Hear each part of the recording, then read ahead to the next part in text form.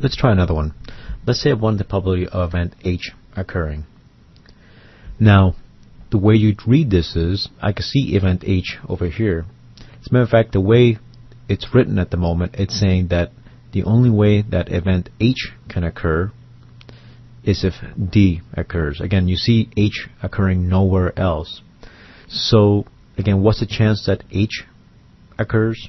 Well, in order to do so, you must pass through D. And then you must pass through H. In other words, there is a 15% chance of event D times a 55% of event H given that D occurred. Again, this product will give you what you want, the probability of H.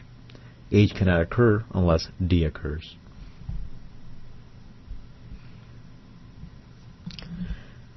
Let's try this next calculation. The probability of H complement given D. Well, it says, what is the probability of, again, H complement, then given that D has occurred? Well, I can see D right here. And of course, this is nothing more than reading the notation. Make sure you can read this notation. It says there's a 45% chance that H complement occurs given D has occurred, so all I really need to do is write this number. That's exactly what this number is. And there is a probability of H complement given D occurred.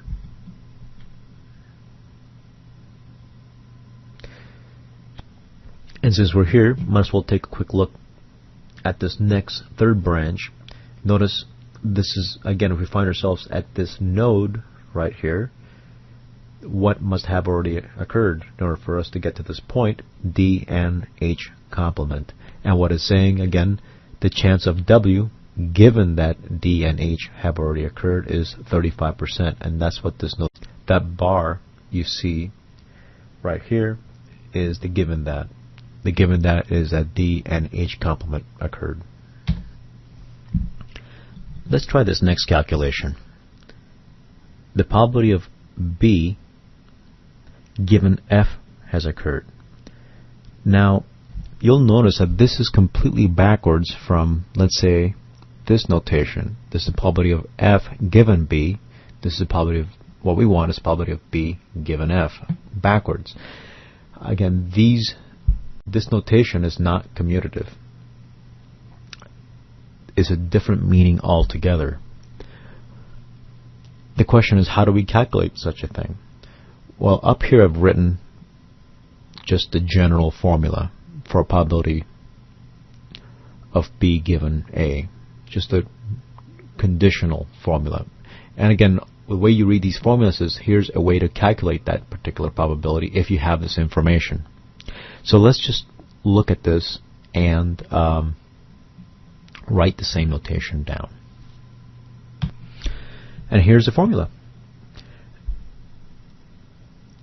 The template says to take the probability of B and F and divide it by the probability of F. Again, when I look at this notation, notice the A is the given that, and the A is sitting here in the denominator, the probability of A, I should say. But that's what this notation implies. It's that given that event A has occurred. If event A has occurred, that's now our entire universe. And so this is our whole. The only way now event B can occur is if A and B occur together. That's the only way now B can occur, since A is a given. So now we're again just taking the ratio of these two. So what's the probability of B and F? Well, that's easy to calculate. It's 8% times 15%. And that's what we have so far. What about the probability of F?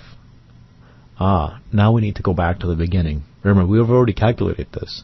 But we don't have, again, the probability of F just sitting here. This is not the probability of F. This is not the probability of F. This is not the probability of F. It's really, what we need to do now is take the probability of A and F, the probability of B and F, the probability of G and F, and sum those probabilities up. And there it is. Again, I need to go up the path that has A in it. I need to go through the path that has B in it, and the path that has G in it. And of course, all ending in F, F, and F.